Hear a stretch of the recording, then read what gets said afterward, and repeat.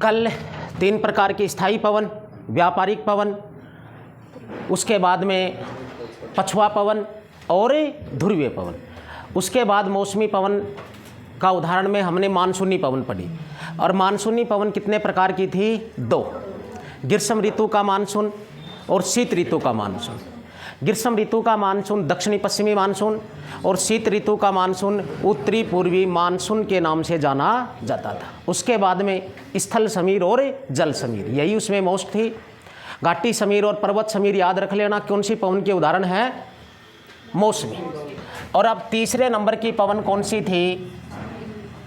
स्थानीय पवन। कौन सी पवन? स्थानीय पवन। अब स्थानीय पवन की क्या लोकेशन है? पृथ्वी के एक छोटे स्थान विशेष पर, पृथ्वी के एक छोटे स्थान विशेष पर बहने वाली, चलने वाली पवन ही क्या थी? स्थानीय पवन। इस आधार पर देखें तो स्थानीय पवन 2 प्रकार की होती हैं, 2 प्रकार की। और वो 2 प्रकार की स्थानीय पवन कौन कौन सी होंगी? गर्म व ठंडी। एक हो जाएगी गर्म स्थानीय पवन और दूसरी हो जाएगी ठंडी। पृथ्वी के एक छोटे स्थान विशेष पर चलने वाली गर्म पवन को नाम दे देंगे गर्म स्थानीय पवन और ठंडी पवन का नाम हो जाएगा ठंडी स्थानीय पवन। ओके, अब पहले हम पढ़ेंगे गर्म स्थानीय पवन। कौन सी पवन? बोलिए, गर्म स्थानीय पवन। अब गर्म स्थानीय पवन विश्व में एग्जाम लाइक मोस्ट कौन सी हैं वो हमें एक बार लिखना है।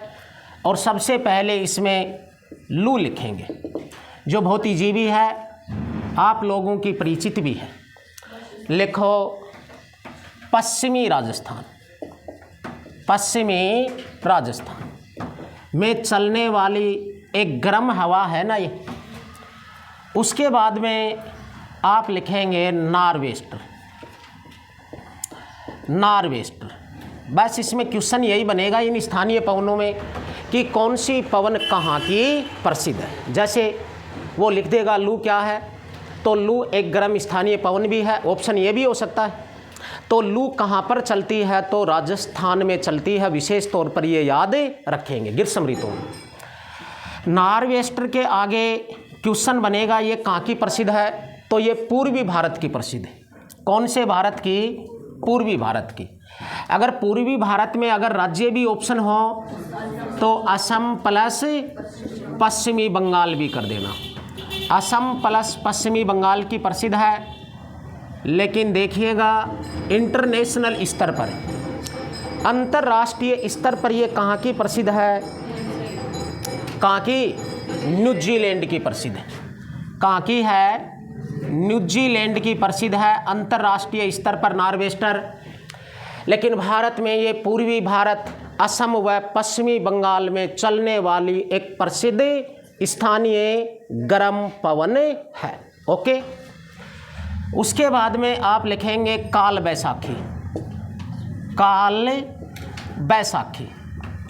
काल का अर्थ 2 है यहाँ पर। एक काल का अर्थ होता है समय, एक काल का अर्थ होता है मृत्यु।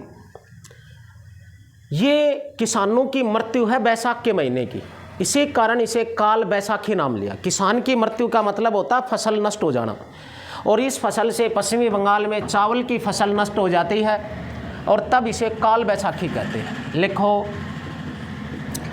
पश्चिमी बंगाल। ये पश्चिमी बंगाल की प्रसिद्ध है। ग्रीष्म ऋतु में पश्चिमी बंगाल में तटीय प्रदेशों में ये हवा चलती है, इससे वर्षा हो जाती है। समुद्र तटीय प्रदेशों में जलवाष्प होने की वजह से लू से वर्षा नहीं होगी, क्योंकि यह किसी जलीय क्षेत्र से नहीं गुजर पाती, इसमें शुष्कता होती है, आर्द्रता नहीं होती। लेकिन ये तटीय प्रदेशों में चलेंगे ना, अब दक्षिणी भारत में इनसे वर्षा हो जाती है, क्योंकि ये समुद्र तट से थोड़ी बहुत इसमें जलवाष्प से आ जाती है। तो ये किस फसल के लिए नुकसानदायक है? चावल के लिए हानिकारक है काल बैसाखी, और पश्चिमी बंगाल की प्रसिद्ध है। उसके बाद में आगे जब इसमें देखते हैं तो इसी में हम लेते हैं चेरी ब्लॉसम। चेरी ब्लॉसम, और चेरी ब्लॉसम एक पवन है ये हम कह सकते हैं दक्षिणी भारत की प्रसिद्ध है। कहाँ की प्रसिद्ध है? दक्षिणी भारत की प्रसिद्ध है। लेकिन दक्षिणी भारत में भी ये कहाँ की है? कर्नाटक की ज़्यादा प्रसिद्ध रहेगी, कर्नाटक। उसके बाद में है अम्र वर्षा। कौन सी वर्षा रे? अम्र वर्षा। नाम से पता चल रहा है किस फसल के लिए लाभदायक होगी? आम के लिए। लेकिन कहाँ की प्रसिद्ध है? भारत वही रहेगा, दक्षिणी भारत। और ये कर्नाटक की ज़्यादा प्रसिद्ध है। अगर डबल ऑप्शन हो तो केरल। ठीक है, कर्नाटक और केरल में चलने वाली ग्रीष्म ऋतु की ये हवा है अप्रैल मई की, और इससे इस तटीय प्रदेशों में वर्षा होगी। आम की फसल के लिए लाभदायक है, इसी कारण इसका नाम हो गया अम्र वर्षा। आगे आप लिखेंगे फूलों की बौछार। फूलों की बौछार, ये 5-7 पवनें हमारे इंडिया में ही प्रसिद्ध हैं। और फूलों की बौछार कहाँ की प्रसिद्ध होगी? केरल की। फूलों की बौछार से इसमें क्या होता है? कॉफ़ी या कौवा के फूल आने लगते हैं। कॉफ़ी या कौवा के फूल आने लग जाते हैं इस फसल से। कॉफ़ी या कौवा फसल के लिए लाभदायक है। ये कौन सी पवन? फूलों की बौछार। ये कुछ स्थानीय पवन हमारे ही देश में चलने वाली ग्रीष्म ऋतु की हवाएं हैं। लू से कोई वर्षा नहीं होगी और लगभग ये तटीय प्रदेशों में गुजरने के कारण, बंगाल की खाड़ी, अरब सागर से आर्द्रता लेने के कारण इनसे क्या हो जाती है? वर्षा। अब ऐसी ही 5-7 अंतर्राष्ट्रीय स्तर पर किस देश की कौन सी प्रसिद्ध है? सबसे प्रसिद्ध और पहले कौन सी? चिनूक। चिनूक भी एक स्थानीय गर्म पवन है। कहाँ की प्रसिद्ध है? क्या उपनाम है? ये हमें लिखना है। आप लिखिए चिनूक। कौन सी पवन है? चिनूक। चिनूक के आगे आप लिखेंगे हिमभक्षणी। इसका उपनाम होगा हिमभक्षणी। हिमभक्षणी इसलिए कहते हैं कि ये गर्म पवन है और अमेरिका में बिछी हुई बर्फ़ की चद्दर को पिघला देती है, हिम का भक्षण कर लेती है, पिघला देती है। इसी कारण इसका उपनाम हो गया हिमभक्षणी। ओके, लिखो। कहाँ की प्रसिद्ध है? अमेरिका। अगर डबल ऑप्शन हो तो कनाडा भी हो जाएगा, अन्यथा ज़्यादा प्रसिद्ध अमेरिका की है। उत्तरी अमेरिका महाद्वीप का एक पर्वत है, रॉकी पर्वत, अमेरिका में। और इस रॉकी पर्वत की ढाल के साथ साथ बहने वाली एक गर्म पवन है, जो अमेरिका में इस समय बिछे हुई बर्फ़ की चद्दर को ये पिघला देती है। उसके बाद में है फोन। ऐसी ही प्रसिद्ध एक पवन कौन सी है? फोन। फोन के आगे लिखेंगे आल्प्स पर्वत। कौन सा पर्वत? आल्प्स। कहाँ का है ये? यूरोप का है। इस फोन को आप मुख्य रूप से किस देश की मानेंगे? फोन प्रसिद्ध हवा कहाँ की है? फोन प्रसिद्ध फ्रांस की मानी जाएगी। फोन प्रसिद्ध हवा जो है ये स्विट्जरलैंड। कहाँ की है?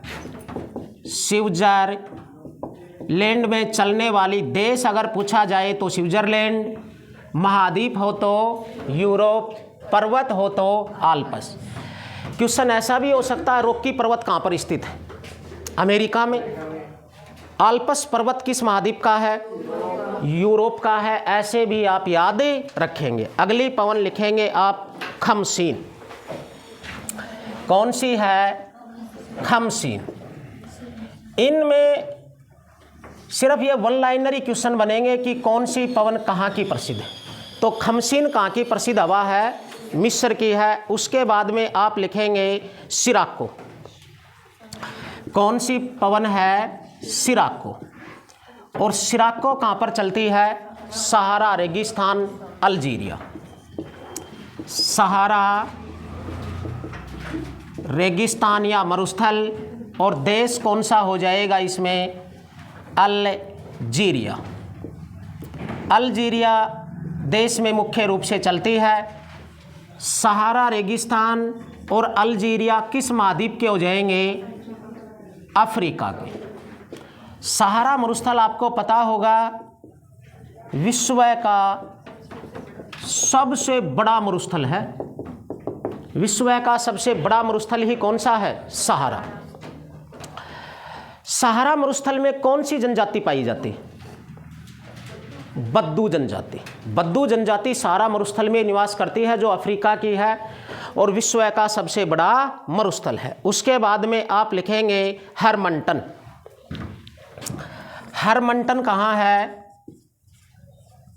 हरमंटन नाइजीरिया की है।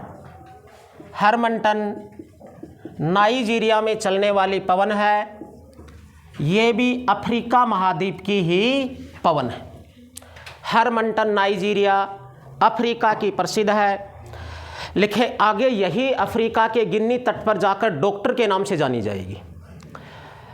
गिनी तट, अफ्रीका के गिनी तट के कष्टदायी मौसम को ये सुहाना कर देती है, इसी कारण इसको आगे जाकर क्या नाम दे देते हैं? डॉक्टर। इतना याद रखेंगे, हरमंटन का ही आगे चलकर रूप क्या हो जाता है? डॉक्टर हो जाता है। डॉक्टर ये कहाँ पर कहलाएगी? अफ्रीका के गिनी तट पर। अफ्रीका के गिनी तट पर यही हरमंटन क्या कहलाएगी? डॉक्टर। ये प्रसिद्ध हवाएं हैं। उसके बाद में लिखेंगे इसी में आगे चलते हुए break fielder. Break fielder, break fielder, break fielder है, ये ऑस्ट्रेलिया की प्रसिद्ध होगी। विक्टोरिया प्रांत ऑस्ट्रेलिया की प्रसिद्ध हो जाएगी। ब्रेक फील्डर कहाँ की प्रसिद्ध स्थानीय पवन है? ऑस्ट्रेलिया। उसके बाद में नॉर्वेस्टर आपने अभी लिखी थी। ये विश्व की कुछ प्रसिद्ध एग्जाम लायक, वैसे इनकी कोई अंत नहीं है। अपने ही भारत में काफ़ी सारी हैं, विश्व में अनंत हैं, लेकिन एग्जाम लायक विशेष आप यही याद रखेंगे। चिनूक कहाँ की है? बोलो एक बार। अमेरिका, कनाडा, उत्तरी अमेरिका महाद्वीप, रॉकी पर्वत की। उपनाम है हिमबक्षणी। फोन कहाँ की प्रसिद्ध है? आल्प्स पर्वत, यूरोप महाद्वीप, स्विट्जरलैंड देश की। ये भी स्विट्जरलैंड में फोन और चिनूक एक जैसी ही लोकेशन की हैं। ये भी स्विट्जरलैंड में, यूरोप में बिछे हुए बर्फ़ की चद्दर को पिघलाती। खमसीन कहाँ की है? मिस्र की। सिराको सहारा रेगिस्तान, अल्जीरिया अफ्रीका की है। याद रखना, सहारा मरुस्थल अफ्रीका में है, विश्व का सबसे बड़ा मरुस्थल है। और कौन सी जनजाति है इसमें? बद्दू। उसके बाद में हरमंटन कहाँ की प्रसिद्ध है? Nigeria Africa. डॉक्टर कहाँ की प्रसिद्ध है? अफ्रीका के गिनी तट।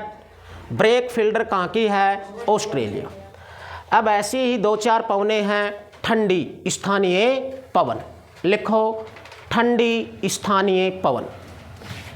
ठंडी स्थानीय पवन बेटा इसमें वन लाइनर क्वेश्चन के हैं ये, बस आपको याद ये रखना है कौन सी पवन किस देश, महाद्वीप या पर्वत की है। आगे लिखो इसमें बोरो। बोरो, और बोरो कहाँ की प्रसिद्ध है? एड्रियाटिक सागर की। एड्रियाटिक सागर की प्रसिद्ध है बोरो, एड्रियाटिक सागर। उसके बाद में लिख लो मिस्ट्रल। मिस्ट्रल एक पवन है, कौन सी है बोलो? मिस्ट्रल। मिस्ट्रल भूमध्य सागर, आल्प्स पर्वत, फ्रांस की मानेंगे। भूमध्य सागर, आल्प्स पर्वत फ्रांस की हो जाएगी, यूरोप की हो जाएगी। चलो एक क्वेश्चन बताओ, भूमध्य सागर का प्रकाश स्तंभ किसे कहते हैं? भूमध्य सागर का प्रकाश स्तंभ और भूमध्य सागर का प्रवेश द्वार किसे कहते हैं? ये तो आपका सही है। जिब्राल्टर जल संधि को क्या कहते हैं? भूमध्य सागर का प्रवेश द्वार। लेकिन भूमध्य सागर का प्रकाश स्तंभ किसे कहते हैं? भूमध्य सागर का प्रवेश द्वार जिब्राल्टर जल संधि और भूमध्य स्ट्रामबोली। शाबाश टीना, शाबाश। और वो क्या है? स्ट्रामबोली, ज्वालामुखी है ये। स्ट्रामबोली ज्वालामुखी, जो इटली में, भूमध्य सागर में, यूरोप में लिपारी द्वीप पर स्थित है। विश्व की सबसे प्रसिद्ध सक्रिय ज्वालामुखियों में सम्मिलित होती है स्ट्रामबोली, जिसे भूमध्य सागर का प्रकाश स्तंभ कहते हैं। लेकिन इतनी सारी बात आपने बता दी, चलो एक और बता दो, भूमध्य सागर किस महासागर का सागर है? अरे सागर किसी महासागर में होगा, कौन से में है? याद करके आई हो? इतनी कल्डी देख रही है। अटलांटिक का। तो जिब्राल्टर जल संधि भी किसकी होगी? अटलांटिक। आगे लिखो बलीजर्ड। क्या है? बलीजर्ड। और बलीजर्ड क्या है बेटा? बर्फीले तूफान। क्या है ये? बर्फीले तूफान। बर्फीले तूफान कहाँ आएंगे? थार मरुस्थल, पश्चिमी राजस्थान। यहाँ तो आ ही नहीं सकता। तो वर्ष भर बर्फ से ढके हुए क्षेत्र जो होंगे, जहाँ वर्ष भर बर्फ ही बर्फ होगी, वहाँ चलने वाली शीत बर्फीली पवन को, लहरों को, चक्रवात को ही क्या नाम मिला है? बलीजर्ड। और ये कहाँ पर मिलेगी? सबसे मुख्य हो जाएगा अंटार्कटिका, दक्षिणी ध्रुव महाद्वीप, आर्कटिक, उत्तरी ध्रुव महासागर। उसके बाद में साइबेरिया भी आप कर सकते हो, क्योंकि साइबेरिया भी रूस में एक बर्फीला क्षेत्र है। उसके बाद में कनाडा वगैरह में भी चलेगी ये ग्रीनलैंड की भी प्रसिद्ध हो जाएगी। लेकिन आपको याद ये रखना है, बर्फीले क्षेत्रों में चलने वाले बर्फीले तूफान ही क्या कहलाते हैं? बलीजर्ड, जो एक स्थानीय ठंडी पवन का रूप होगा ये। उसके बाद में लिखोगे पम्पेरो। पम्पेरो, पम्पेरो, पम्पेरो चलेगी अर्जेंटीना में, मुख्य रूप से अर्जेंटीना में। पम्पेरो कहाँ की प्रसिद्ध हो जाएगी? अर्जेंटीना की प्रसिद्ध हो जाएगी। अर्जेंटीना में दक्षिणी अमेरिका में घास का मैदान पाया जाता है। पंपाज घास सुनी होगी आपने। पंपाज घास के मैदान इसी अर्जेंटीना में दक्षिणी अमेरिका में पाए जाते हैं, और उसी में ही चलने वाली पवन का नाम क्या हो गया? पम्पेरो। उसके बाद में आप लिखेंगे प्रगा। इसी में क्या हो जाएगी? प्रगा। और प्रगा कहाँ की प्रसिद्ध हो जाएगी? रूस की। ये भी एक चलने वाली ठंडी पवन है। इन पवनों में 8, 10, 12 जो आपने लिखा, ये ज़्यादा एग्जाम में टारगेट होती हैं। इनको आप ज़रूर याद रखना, कौन सी पवन कहाँ की प्रसिद्ध है। क्या पढ़ रहे थे आप लोग? वैश्विक पवन तंत्र। वैश्विक पवन तंत्र चल रहा था। अब वैश्विक पवन तंत्र में ये पवनें आपकी हुई पूरी। पवन कितने प्रकार की थी? 3 प्रकार की। अच्छे से याद है ना? उसके बाद में कौन सी पवन किस पवन का उदाहरण है? जैसे उसने लिख दिया पम्पेरो कैसी पवन है? स्थायी, स्थानीय, मौसमी। तो कैसी होगी? स्थायी, स्थानीय। आगे लिखेंगे अब पृथ्वी का बाह्य भाग। पृथ्वी का बाह्य भाग। अब यहाँ पृथ्वी के इस बाह्य भाग की बात करते हैं। वैसे 4 भागों में बटा था, वायुमंडल, स्थलमंडल, जलमंडल व जैवमंडल। वायुमंडल से रिलेटिव बातें, वायुमंडल की 5 परतें, उसके बाद में वायुमंडल की वर्षा, और इसी वायुमंडल में वैश्विक पवन तंत्र, वायुदाब पेटियाँ, और साथ में ही ये पवनें हमने पढ़ी। और अभी इसी पृथ्वी के बाह्य मंडल में हम पढ़ेंगे स्थल मंडल। स्थल मंडल किसे कहते हैं? पृथ्वी के जिस भाग पर महाद्वीप स्थित हैं उसे ही नाम मिला है स्थल मंडल। अब पृथ्वी के कितने प्रतिशत भाग पर स्थल है, कितने पर जल है, उसके बाद पृथ्वी के दो पार्ट बने, उत्तरी गोलार्ध और दक्षिणी गोलार्ध। ये संपूर्ण पृथ्वी दिख रही है। इस संपूर्ण पृथ्वी के ऊपर स्थल भी है बाहर, तो कहीं जल भी भरा हुआ है। जहाँ स्थल दिखाई देगा वो महाद्वीप बन जाएगा, और जहाँ जल भाग दिखाई देगा वो क्या बन जाएगा? महासागर। अब इसमें बात करते हैं पृथ्वी के कितने प्रतिशत भाग पर स्थल है। 29.2% भाग पर तो क्या है? स्थल। अब पृथ्वी के 70.8% भाग पर क्या बच गया? जल। ये एक जनरली सा क्वेश्चन है कि पृथ्वी के कुल कितने प्रतिशत भाग पर जल है और कितने प्रतिशत भाग पर स्थल। स्थल कितना है? लगभग 29%, और जल कितना है? 71%। 70.8 का 71 मान लेंगे। उसके बाद पृथ्वी के दो पार्ट बनेंगे। कितने पार्ट बनेंगे? 2। ये भूमध्य रेखा है ना, 0 डिग्री अक्षांश रेखा, विषुवत रेखा, भूमध्य रेखा। पृथ्वी के मध्य जब ये भूमध्य रेखा बना दी गई तो अब पृथ्वी के दो अर्ध पार्ट हो गए। एक ऊपर इसका हाफ पार्ट दिख रहा है, एक नीचे। ऊपर वाला उत्तर दिशा में उत्तरी गोलार्ध और ये दक्षिणी गोलार्ध। इतना तो सभी को पता ही है। पीछे तक अभिषेक मैं देखना चाहूँ तेरे को, मैं धरती पे अगर रहना चाहता है तो देख इधर। अब ये उत्तरी गोलार्ध का 100% क्षेत्रफल मानेंगे हम। अब उत्तरी गोलार्ध के कितने प्रतिशत भाग पर स्थल है और कितने पर है जल? उत्तरी गोलार्ध का 39% भाग तो क्या है? स्थल। तो उत्तरी गोलार्ध का कितना प्रतिशत भाग जलीय बचेगा? 61% भाग औसतली है जल। अब ये दक्षिणी गोलार्ध भी तो बराबर हिस्सा है। इसके ऊपर अगर हम देखेंगे तो 19% भाग पर क्या है? जल, स्थल। 19% भाग पर है स्थल, और 81 विशाल भाग के ऊपर क्या भरा हुआ है? जल। अब जो 71% जल है दोनों गोलार्धों में कुल पृथ्वी का, इस पर कितने महासागर बन जाएंगे? 5।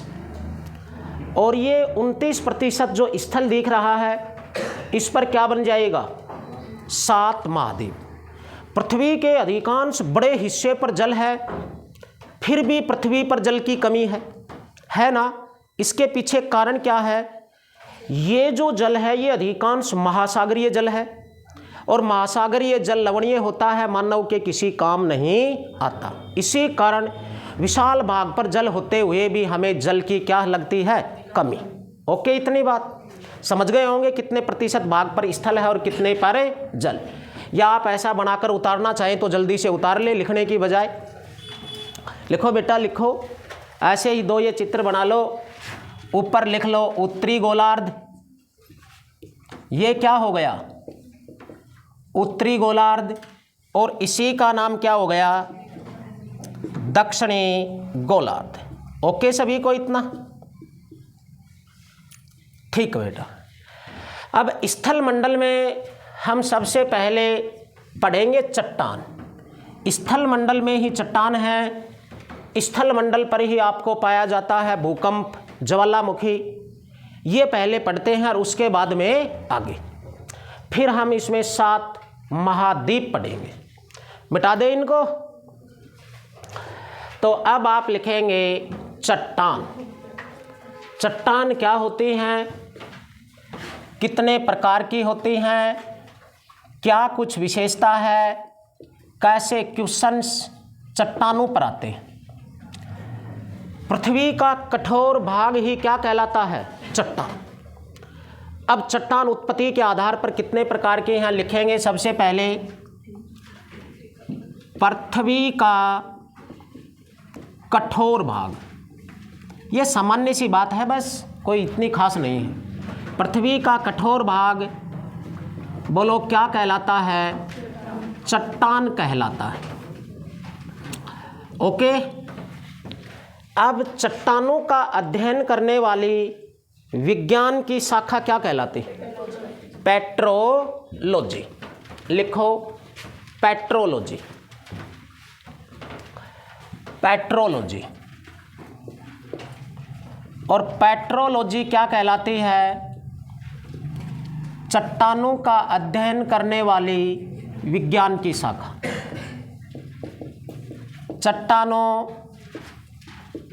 का अध्ययन करने वाली विज्ञान की शाखा।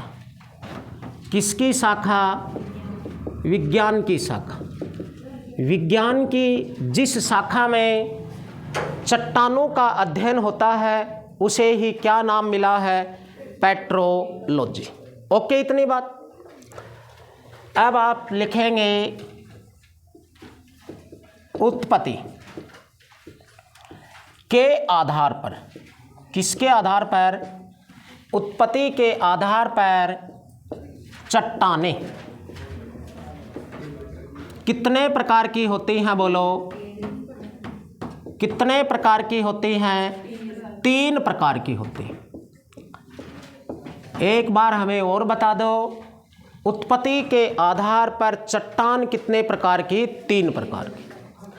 अब वो 3 प्रकार की चट्टान कौन कौन सी हैं? इतनो कल्डो ना देख, बोर्ड पे देख। और वो है एक नंबर पे आगन्य चट्टान। कौन सी चट्टान? आगन्य। 2 नंबर की चट्टान कौन सी हो जाएगी? अवसादी चट्टान। बोलो 2 नंबर की चट्टान कौन सी मानेंगे हम यहाँ पे? अवसादी। और तीसरे नंबर की चट्टान कौन सी है? कायांतरित चट्टान। चट्टान कितने प्रकार की हुई? 3 प्रकार की। अब वो 3 प्रकार की चट्टान कौन कौन सी हैं? आगन्य, अवसादी और कायांतरित। ओके, अब सबसे पहले कौन सी चट्टान पढ़ेंगे? आगन्य चट्टान। आगन्य चट्टान पर जर्नली क्या क्वेश्चन आ सकते हैं वो हमें देखना है। आपको सिर्फ कंपटीशन रेंज की तैयारी करनी है, भूगोल वेता नहीं बनना। इसी कारण मूल जो क्वेश्चंस बनते हैं उन पर ध्यान रखना है। सबसे पहले लिखेंगे आगन्य चट्टान, नहीं आगन्य शब्द। आगन्य शब्द लैटिन भाषा के, कौन सी भाषा के? लैटिन भाषा के इग्निस शब्द से बना है। इग्निस शब्द से बना है।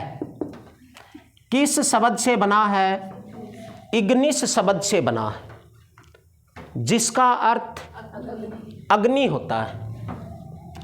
जिसका अर्थ क्या है? अग्नि। जिसका अर्थ अग्नि होता है।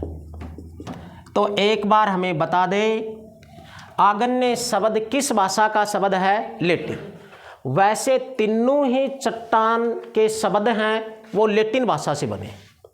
भाषा लैटिन ही होगी, आगे शब्द बदलेंगे। लैटिन भाषा के इग्निस शब्द से हुआ है, जिसका अर्थ क्या है? अग्नि। इस चट्टान का निर्माण ज्वालामुखी लावा या मैग्मा के ठंडा होकर जमने से हुआ। और लावा जलती हुई आग की लपटें ही तो हैं ज्वालामुखी जब विस्फोट होता है। और पृथ्वी तल के हर चट्टान है, खनिज हैं, सोना चांदी लोहा तांबा, ये सब पिघलकर लावा के रूप में बाहर आता है। और यही लावा आगे चलकर कुछ दिन बाद ठंडा होकर ठोस पदार्थ में बदल जाएंगी वो चट्टानें। उन्हीं से आगन्य चट्टान का निर्माण हुआ। आग से हुआ है, तभी इसका अर्थ क्या निकला? अग्नि। लावा के ठंडा होकर ठोस पदार्थ के रूप में जमने से, जिसे सिंडर बोलते हैं, जब लावा ठंडा होकर ठोस में बदल जाता है तो उसे सिंडर कहते हैं। अर्थात उस सिंडर से ही इस आगन्य चट्टान का निर्माण हुआ। लिखो निर्माण। आगन्य चट्टान का निर्माण किससे हुआ? निर्माण में लिखेंगे ज्वालामुखी, ज्वालामुखी लावा के ठंडा होकर जमने से, ठंडा होकर जमने से आगन्य चट्टान का निर्माण हुआ है। आगन्य चट्टान का निर्माण हुआ है। कौन सी चट्टान का निर्माण हुआ है? बोलो, आगन्य चट्टान का निर्माण हुआ है। बेटा किससे हुआ है? लावा से, आग से, ज्वालामुखी लावा से। इसी कारण इसका नाम क्या पड़ गया? आगन्य। देखो, ज्वालामुखी लावा जब विस्फोट होगा, निकलेगा, चट्टानें पिघलकर पृथ्वी तल से आ रही हैं, उन्हीं में खनिज पदार्थ मिले हुए हैं, और कुछ दिन बाद ठंडा होकर वो द्रव जलता हुआ पदार्थ ठोस रूप में जमेगा। तो उसके बीच में एक साथ उसका निर्माण हो रहा है। इसी कारण उसके बीच में कहीं खाली जगह नहीं रहेगी, दरारें नहीं होंगी। कोई मर्त सजीव शरीर इसमें दबकर नहीं जमेगा, क्योंकि एक साथ विस्फोट लावा है, कोई सजीव वहाँ पहुँचेगा ही नहीं। और मर्त सजीव शरीरों के अवशेष ही जीवाश्म कहलाता है। तो ये चट्टान है रंध्रहीन चट्टान होगी, क्योंकि इसमें बीच में कोई खाली जगह, कोई बीच छिद्र नहीं रहेंगे, एक साथ वो ठोस पिंड जमेगा। बीच में कोई मर्त सजीव शरीर नहीं दबेगा इसमें, तो इसमें जीवाश्म नहीं मिलेंगे। ये जीवाश्म रहित चट्टान है। एक साथ वो पिंड जम रहा है। अगर धीरे धीरे धीरे धीरे धीरे धीरे निर्माण होता रहता तो अलग अलग परतें बनती, लेकिन एक साथ वो पेस्ट जमा। इसी कारण ये परतहीन चट्टान है। इसमें अलग अलग कोई परतें नहीं होंगी, एक ही ठोस पिंड होगा। ये 2-3 इसकी विशेषताएं हैं। लिखो, यह रंध्रहीन, रंध्र का मतलब है बीच में कोई दरार वगैरह नहीं होंगी। यह रंध्रहीन, परतहीन, परतहीन का अर्थ है कोई अलग अलग परतें नहीं होंगी। परतहीन वह जीवाश्म रहित चट्टान है, वह जीवाश्म रहित चट्टान है। जीवाश्म का मतलब क्या है? मर्त सजीव शरीरों के कोई अवशेष इसमें नहीं है। रंध्रहीन चट्टान है, परतहीन चट्टान है, जीवाश्म रहित चट्टान है। ये तीनों विशेषताएं अवसादी में मिलेंगी। अवसादी रंध्रयुक्त चट्टान होगी, परतदार चट्टान होगी, और जीवाश्म युक्त चट्टान होगी। यह आर्थिक दृष्टि से संपन्न चट्टान है। लिखो, यह आर्थिक दृष्टि से संपन्न चट्टान है। आर्थिक दृष्टि से संपन्न चट्टान है। बेटा, इन चट्टानों से इनकम सोर्स होती है। इनकम सोर्स का मतलब चट्टानों में ही तो खनिज हैं, और खनिज युग है। आज का विश्व तो खनिज युग है। खनिजों की आवश्यकता है। इसमें अधिकांश धात्विक खनिज मिलेंगे, सोना, चांदी, लोहा, तांबा, निकल, जस्ता, ये। और ज़्यादातर आज धातु खनिजों का ही युग है। इसी कारण इससे प्रॉफिट ज़्यादा है, और इसे नाम मिला है आर्थिक दृष्टि से संपन्न चट्टान। मुख्य रूप से अब आपको इसमें याद ये रखना है कि आगन्य चट्टान में कौन कौन से खनिज पाए जाते हैं। लिखो, आगन्य चट्टान में कौन सी चट्टान में रे? आगन्य चट्टान। आगन्य चट्टान में लोहा, तांबा, जस्ता, जस्ते को आप जिंक भी कह सकते हैं। लोहा, तांबा, जस्ता, जिंक, सीसा, सीसा, सोना, चांदी आदि खनिज पाए जाते हैं। आदि खनिज पाए जाते हैं। ये आग्नेय चट्टान की मूल विशेषताएं हैं। चट्टान 3 प्रकार की थी। फर्स्ट चट्टान ही कौन सी है? आग्नेय। इसे प्राथमिक चट्टान भी नाम दे सकते हैं, क्योंकि सर्वप्रथम इसी चट्टान का क्या हो रहा है? निर्माण। इसी कारण हम इसे प्राथमिक चट्टान भी कह सकते हैं। मुख्य विशेषता याद रखेंगे, ज्वालामुखी लावा से इसका निर्माण हुआ है, एक साथ ठोस पिंड के रूप में हुआ है। इसी कारण यह रंध्रहीन, परतहीन, जीवाश्म रहित चट्टान है।